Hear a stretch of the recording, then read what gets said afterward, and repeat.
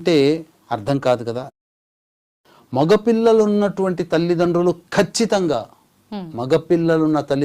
ఖచ్చితంగా చేయాల్సినటువంటి దానము మాఘ పౌర్ణమి నాడు మాత్రమే చేయమని శాస్త్రం చెప్పబడి ఉంది. అయితే ఊరికే చేయమంటే అర్థం కాదు కదా. దీనికి ఇంతకు ముందు జరిగినటువంటి సంఘటన ఒకటి తెలియజేస్తాను. పూర్వం ఒకప్పుడు గంగా నదీ తీరంలో వేదాంగతుడైనటువంటి బ్రాహ్మణుడు దంపతులు ఉన్నారు. వారికి ఎంతటికీ సంతానం కలగలేదు.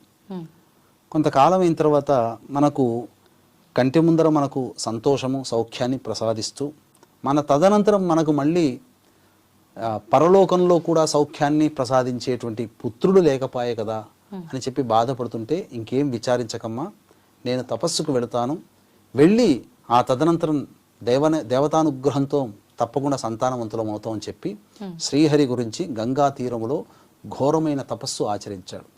ఆయన భక్తికి మెచ్చినటువంటి విష్ణువు ప్రత్యక్షమై మగపిల్లలున్నటువంటి తల్లి